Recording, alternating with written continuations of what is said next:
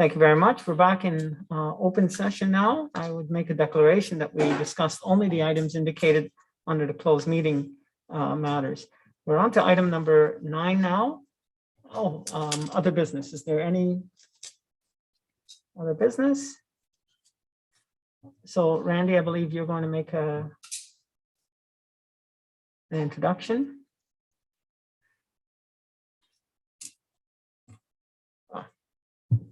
Thank you. It's all good. Thank you. Good afternoon again. So we thought with this being the first in-person hybrid council meeting, that it'd be a great time to introduce you to our new climate change manager, Linda Swanson. Some of you I know have already had the pleasure of meeting Linda, but we wanted to introduce Linda to all of council today. So Linda has been working with us, and Linda's back here. Come on up, Linda.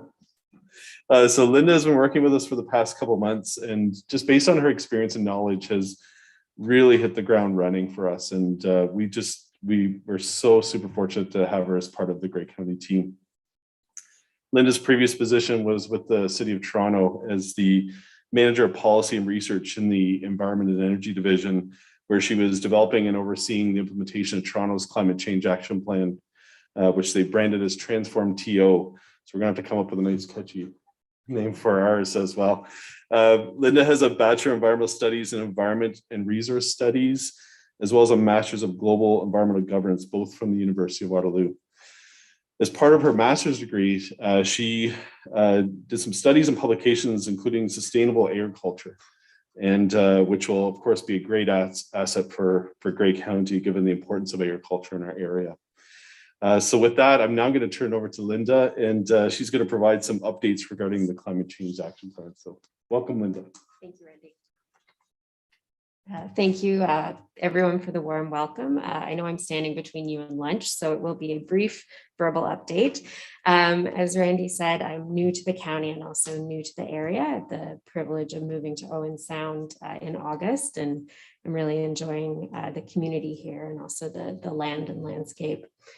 In terms of the Climate Change Action Plan, as you would be aware, the Climate Change Task Force that many of you sit on approved a draft action plan in July for further consultation and engagement. And really that is what I've been working on since arriving for the last few months.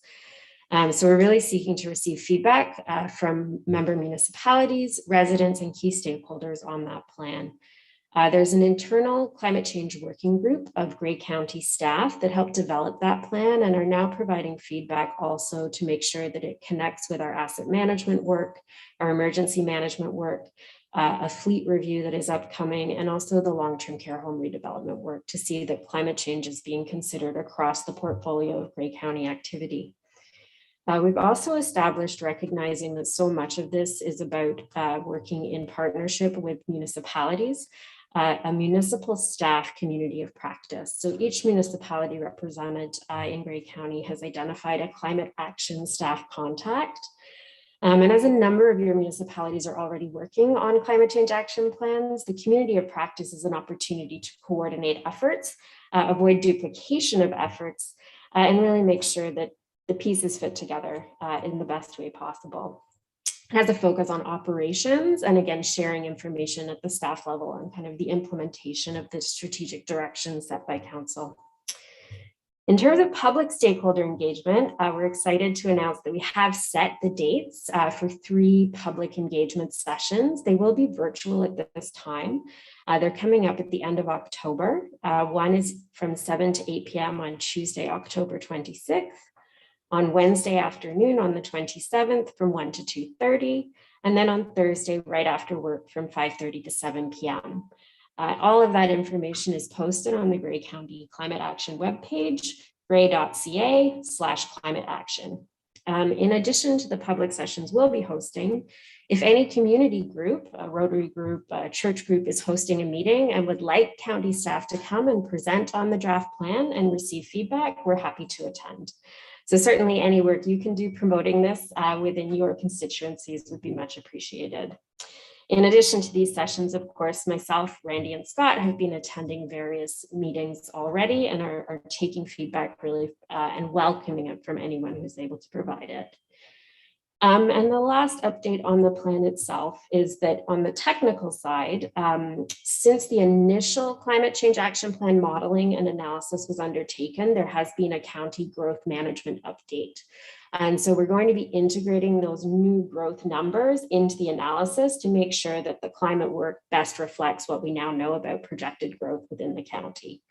Additionally, given the latest UN climate change report and the identification of really code red for humanity and the initial public feedback that we've been receiving on the draft, we're also analyzing what level of ambition would be needed to achieve a net zero emissions target. A net zero emissions target would align with the international science and also the Canadian federal legislated GHG reduction targets that were adopted in June of this year. So of course, once both of those two updates to the analysis have been completed, we'll be reporting back to the Climate Change Task Force and ultimately Council with an update on both the analysis and the public consultation and engagement that's currently underway. So lots of work happening and still to come, but thank you very much. And I'm sure I'll be speaking to you again on the climate issue.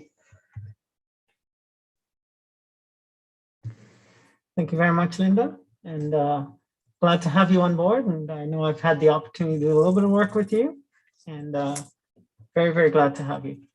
Questions from anyone? Councillor Mackey. Thank you, Mr. Warden, and welcome, Linda.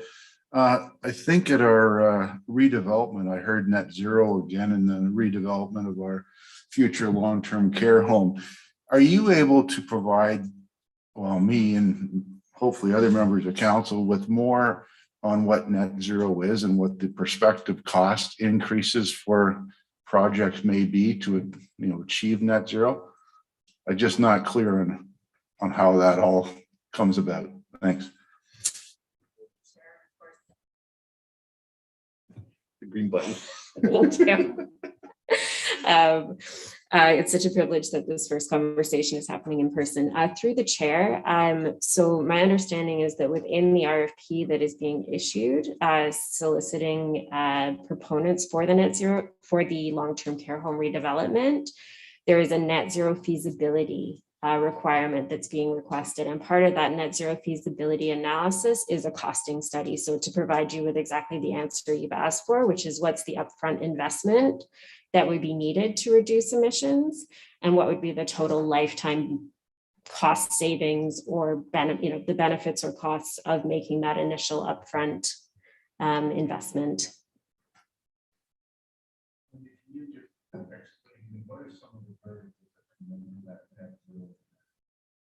So recently, the federal government released some funding that required net zero for community buildings. And they used the Canadian Green Building Council standard of a zero emissions building. So often the kind of interventions that you would need for a building to achieve a zero emission standard would be insulation, triple pane windows, and you're probably looking at an electric heat source using an efficient heat pump.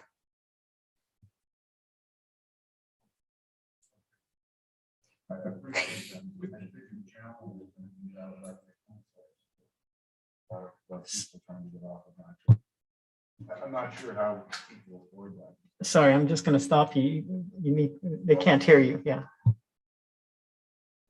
Sorry, thank you, Linda. I appreciate that. I guess, one of the challenges is going to be, getting off of natural gas as a heat source and just the cost of, heating our homes with electricity. Something's going to have to change, I think, for us to achieve that. So, it's just a comment. Thanks.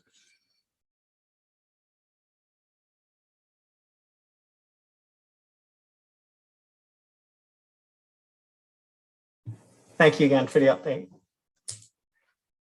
Okay, moving along. We're on to item number 10 now. Are there any notices of motion? Councillor Desai? I'd just like to say that I'm glad the previous item didn't get too heated.